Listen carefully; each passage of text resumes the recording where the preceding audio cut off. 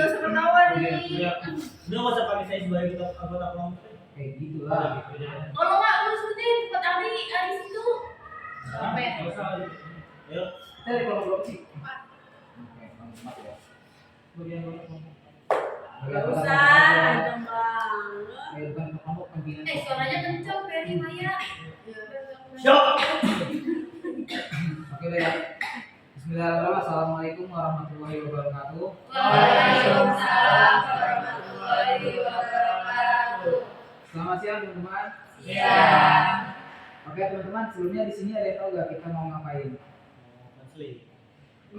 Bimbingan yang bahan kelompok. Nah, di sini kita akan bimbing kelompok. Tapi sebelum saya ingin menjelaskan tentang bimbing kelompok itu apa, mungkin kita perkenalkan diri dulu kali ya. Untuk mungkin dari saya dulu, nama saya Mungkin Septiawan, saya sebagai pemimpin kelompok. Nama saya Feriansa Masa Putra sebagai anggota kelompok.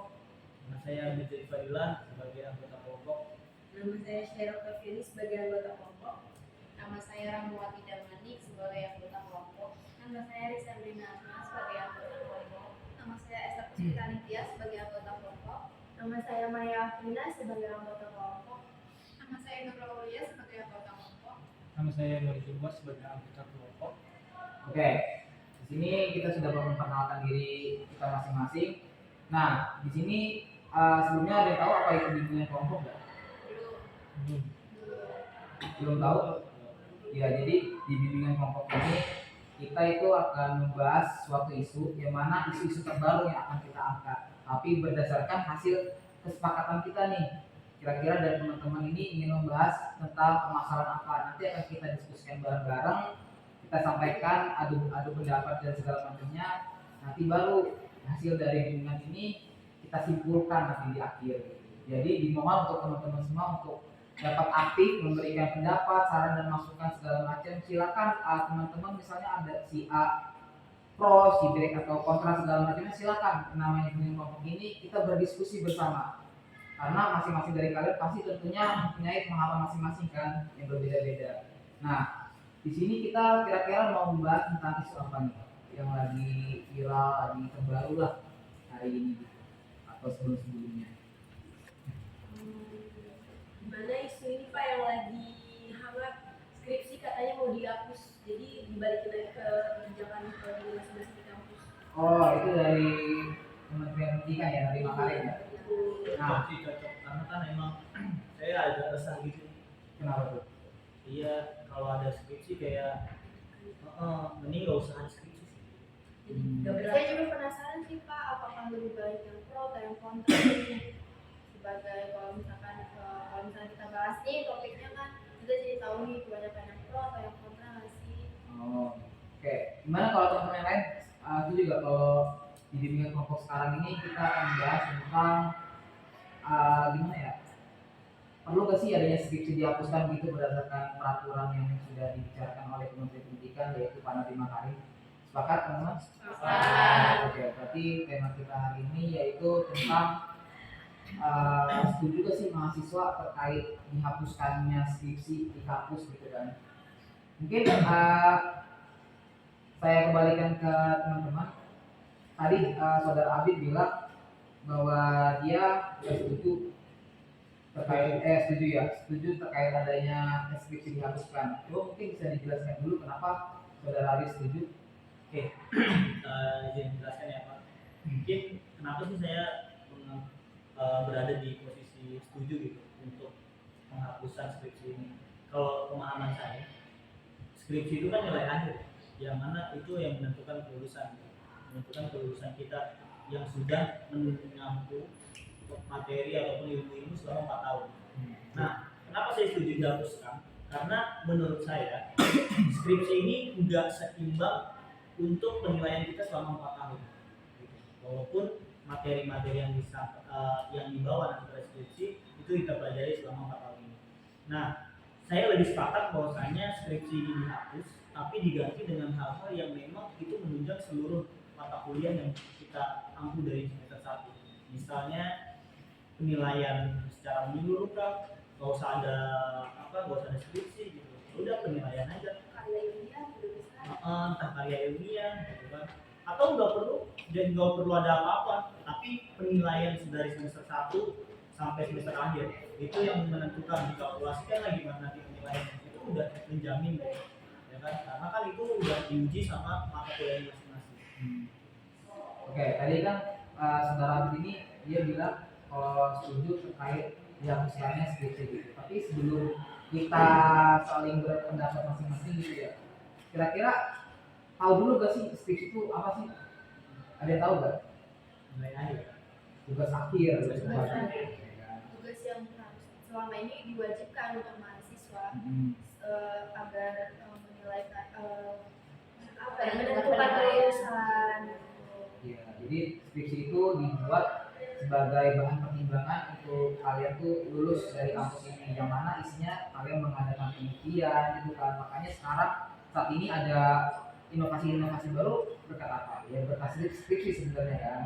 Kalau dari teman-teman kira-kira ada yang sepakat gak atau tidak sepakat selain saudara Adit itu terkait dihapuskan skripsi? Kalau saudara Adit kan dia sepakat nih dihapuskan gitu, lebih baik digantikan dengan yang lain gitu kan, kayak soal dari Esther bilang bisa karya ilmiah gitu kan.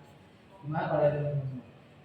Ya setuju aja sih skripsi dihapus, tapi balik lagi ke kebijakan setiap kampus masing-masing. Karena kayak ada tadi saya bilang ada karya ilmiah, selain skripsi dihapus kita bisa membagi tugas ke tugas yang lain, karya ilmiah, karya tulis, kayak tugas akhir. Skripsi dihapus kayak kita buka aja gitu. Juga aja gitu. Ya tadi ada kurang sedikit lah. Oke, nah ini kan udah ada 2 orang ya tadi kan sepakat, ketika istilahnya sepakat terkait dihapuskan skripsi. Tapi pernah gak sih kalian tuh berpikir bahwasannya misalnya nih skripsi itu dihapus, penelitian itu adanya dari mana sih? S1 dari dulu kan ada skripsi, S2 ada tesis, S3 ada disertasi gitu. Nah bagaimana jika di S1 skripsi ini dihapuskan, lalu penelitian yang akan muncul tuh dari mana gitu? Itu saya sendiri pun berpikir ketika mendapatkan berita seperti itu. Kalau saya sendiri sebenarnya nggak setuju kalau skripsi itu dihapus, karena saya pikir penting loh kita mengadakan penelitian yang namanya skripsi itu. Dan balik lagi, saya berpikir kalau misalnya ada orang yang tidak sepakat dengan skripsi dihapuskan, mungkin pandangan saya orang itu mencari aman, masih bisa tugas lain lebih gampang gitu. Tetapi kalau dari teman-teman sendiri gimana? Mungkin kalau saya pribadi dibilang kurang enggak, dibilang mahal atau enggak kurang, karena mungkin pembaru ini belum dijalankan atau belum disahkan juga di semua kampus kan, jadi kayak masih isu-isu atau kayak kabar-kabar terbaru aja kan. Mungkin tadi sih kan karena kalau ada untuknya ada skripsi itu ada inovasi-inovasi baru dari setiap mahasiswa, jadi ada mungkin jadi ada alat baru, ada produk baru, ada pengalaman baru, ataupun kayak ada metode-metode baru lah dari yang diciptakan mahasiswa dari hasil penelitian dia sebelum lulus. Tapi kalau misalnya memang mengganti skripsi itu akan lebih worth itu untuk kedepannya, atau kayak tidak mengurangi satu nilai apapun, maksudnya sama aja lah dengan skripsi, cuman bedanya mungkin nggak ada sidang atau nggak ada uji kemampuan lainnya, mungkin menurutnya saya masih oke-oke aja untuk kayak disetujukan kalau skripsi itu nggak ada kayak gitu sih paling. Tapi khawatirnya takutnya menghilangkan inovasi-inovasi yang menjadi dari dulunya itu memang menjadi budaya dari dulu tuh. Kenapa skripsi? Karena biar ada inovasi-inovasi baru dari setiap mahasiswa yang lulus dari sarjana kayak S1, S2, atau S3 paling kayak gitu aja. Kira ada lain nggak? Ada nggak saudara? Kira-kira pas saudara sendiri setuju apa enggak? Pas setuju. Ya, kalau saya sih setuju. Kenapa?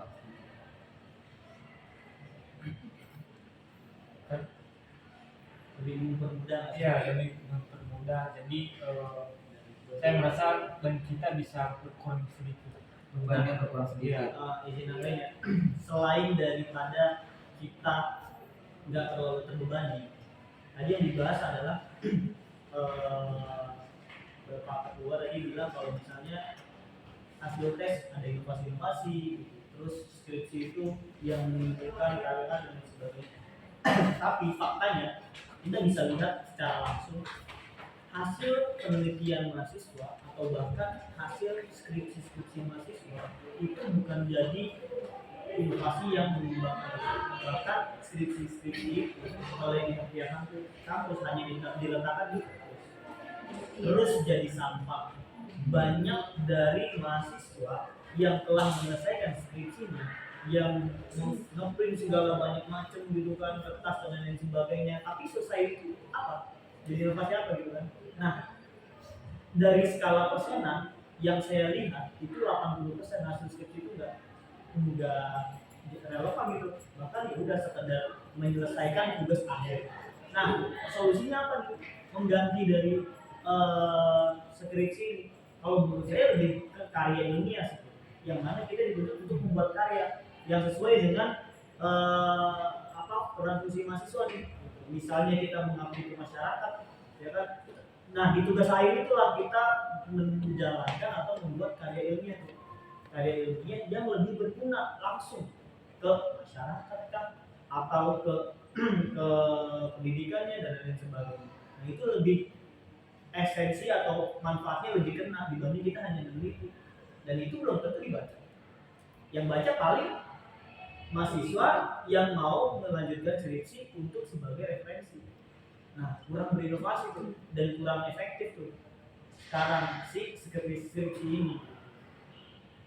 Oke, nah dari yang saudara Abid ini bilang tadi, saya langsung berubah pikiran nih.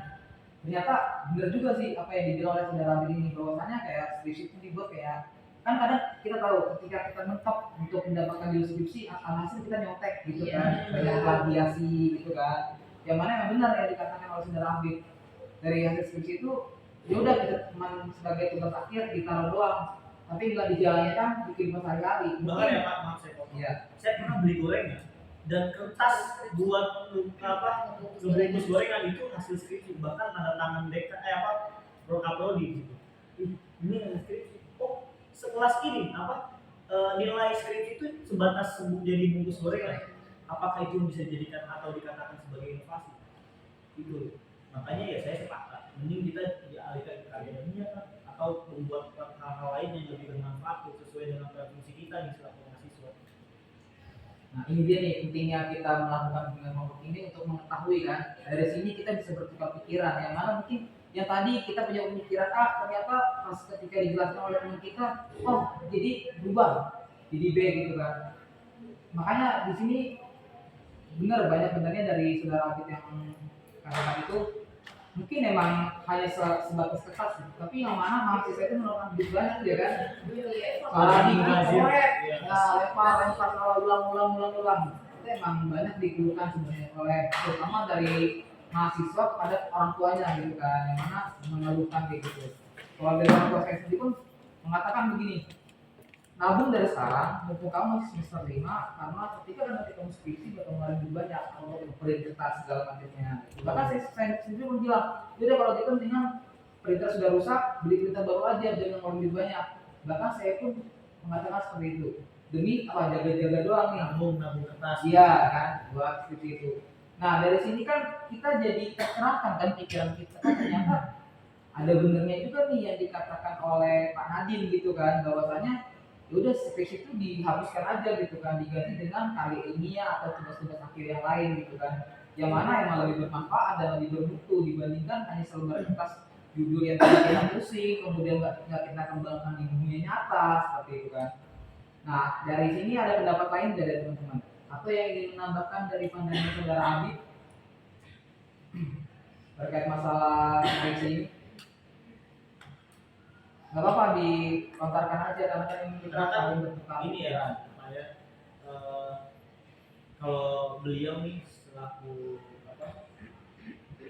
calon menteri pendidikan Pak Nadiem, dia kan berkaca kepada kurikulum merdeka nih, yang mana diterapkan ke sekolah-sekolah sampai ke perguruan tinggi.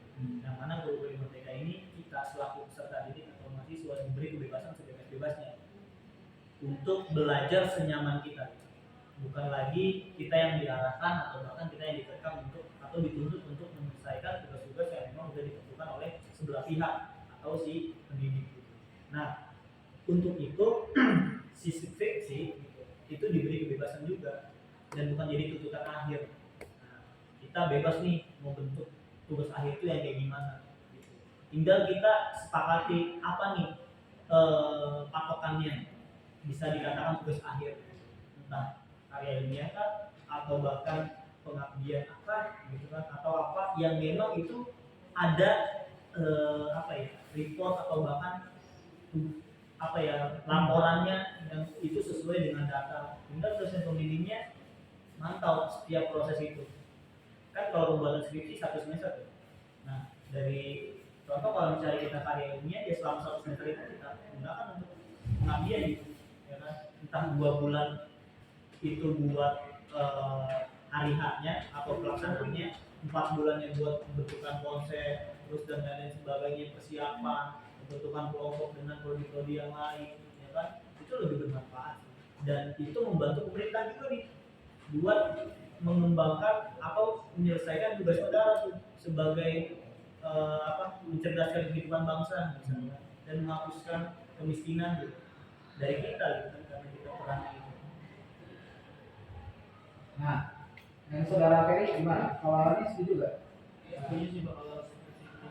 Karena kalau banyak kan mahasiswa itu sampai belas semester hanya karena skripsi itu belum selesai kan. Membuat susah juga, dia membuang waktu, kasihan. Mending benar kata Abi tadi, membuat karya ilmiah atau membuat sesuatu yang bermanfaat bagi masyarakat. Oke. Ini Rahma kalau nggak salah dia nggak setuju. Saya sih setuju. Oh, setuju. Ya, Setuju karena kan aku. dengan kalau kita mau skripsi kan juga bimbingan itu kadang dipersulit ya, kayak sama dosennya dan itu kayak memperlama kita ini loh kelulusan kita gitu. Tapi Pak, saya masih kayak sebenarnya saya pernah skripsi dalam cuman ada yang bikin saya bimbang karena saya mendapatkan cerita ada salah satu universitas, kebetulan saudara saya dia kuliah di situ di salah satu universitas Jakarta, saya lupa namanya. Dari dulu memang kuliah universitas itu sudah menghapuskan skripsi tapi diganti dengan karya. Nah, karyanya itu seperti membuat video, tapi katanya dengan membuat video itu banyak mengeluarkan lebih banyak dana, seperti kata dia kalau kelas dia baru selesai karyanya mengeluarkan hampir 30 juta. Itu tuh maksudnya saya ingin menanyakan pendapat dari Bapak dan yang lainnya. Kalau yang kayak gitu tuh sebenarnya itu memang dari karya yang kita pilih atau memang ya mentok-mentok emang budgetnya segitu yang harus dikeluarkan. Mungkin Saya mau menjelaskan sebenarnya saya pernah dengar isu bahkan permasalahan terkait karya yang membuat video terus mengeluarkan duit banyak dan sebagainya karena memang tuntutannya mereka itu disuruh bukan sekedar buat video doang gitu. Kalau buat video doang mah setiap semester atau setiap waktu membuat itu, tapi dijadikan tugas akhir apa nih yang bisa membeludak atau membuat harganya mahal gitu kan, apa pembuatannya mahal karena hasil dari video itu harus esensinya harus berdampak kepada target yang dituju dari karya itu. Misal dia membuat video edukasi untuk anak-anak yang kurang perhatian orang tua dan lain sebagainya, tapi itu kan ada targetnya dan sebagainya. Gimana cara itu dikemas melalui upload di web mana, situs mana dan lain sebagainya. Nah, ke situ tuh yang mahal tuh. Misalnya satu web. Biasanya sih kalau misalkan lebih agar menarik itu tuh bisa kayak mengundang yang sudah terkenal atau bisa kayak seperti Kaseto yang kayak gitu masih yang bikin budgetnya lebih mahal lagi gitu karena dengan dihadirkannya orang seperti itu menjadi harga jual video tersebut nggak sih? Nah, mungkin dari pertanyaan saudara Maya ini mungkin bisa terjawab juga ya oleh jawabannya sendiri gitu kan, yang mana terkadang ketika kita membuat video tentunya kita membutuhkan orang lain yang paling berpengaruh gitu kan untuk membuat karya kita tuh berhasil tersebar dan menarik orang-orang untuk bisa mengikuti jejak kita, yang mana kita membuat suatu video ini otomatis kan kayak untuk kebermanfaatan semuanya gitu kan. Ada juga belum lama ada dosen juga yang mengatakan bahwa di salah satu mata kuliah ini kalian ada praktek gitu kan, yang mana tapi kalau membuat aplikasi ini kalian harus mengeluarkan budget 60-80 juta gitu kan. Nah itu sudah jadi bukti juga kan bahwa memang suatu karya itu mahal gitu kan. Mungkin emang skripsi hanya selembar kertas, tapi ketika dibandingkan dengan sebuah karya, memang tentunya ada yang budgetnya lebih tinggi, ada yang lebih rendah, tergantung dari kapasitas dan manfaat untuk orang-orang itu sendiri gitu kan. Saya semakin mahal, saya punya teman di Bundar jurusan teknik, dia juga pernah nanya, kalau gue bikin aplikasi sama lu, kira-kira budget berapa ya? Kalau itu lu bisa nyiapin duit 100 juta. Bayangkan, dia baru lulus buat tapi aplikasi, tapi dia sudah mengatakan seperti itu. Kenapa seperti itu dikatakan 100 juta? Karena emang pertama yang dari kita kan dari pikirannya juga ya kan, inovasinya, waktunya, terus perlengkapannya ya kan, kayak nah, nah itu dia sebenarnya yang dia bikin mahal. Makanya tentunya mungkin emang untuk menyesuaikan kayak tadi teman-teman mengatakan bahwa setuju skripsi dihapus bisa diganti dengan karya ilmiah. Kalau dari kita BK sendiri mungkin inovasi terbaru belum mengangkat uang gitu kan ada yang namanya banyak layanan ya kan di dunia ya kan.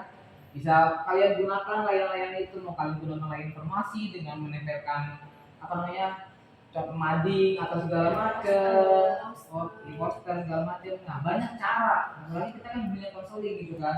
Alhamdulillahnya ya kita kiranya nggak cukup mahal untuk mengeluarkan sebuah karya gitu. Yang pasti tentunya kita bagaimana inovasi ya kan, berpikir kita melihat bahwa selama ini kita di sekolah-sekolah kita nggak pernah nih ada dapat guru bimbingan konseling yang modelannya merangkul kita atau segala macam gitu kan. Nah, kita bisa ketika lulus kita jadi guru, kita menerapkan dulu saya nggak pernah mendapatkan hal ini dari guru BK saya mau menerapkan hal ini biar anak-anak saya ini dapat nih kebermanfaatan guru BK gitu kan. Ya apalagi waktu itu belum lama kita sering dengar bahwasannya guru BK itu sebagai polisi sekolah gitu kan. Nah justru ini kita menjadi izin perubahan ya kan sebagai mahasiswa, kita ubah pola pikir mereka gitu. Mungkin dari karya-karya, bukan karya ilmiah aja kan, dari yang lainnya kayak gitu kan.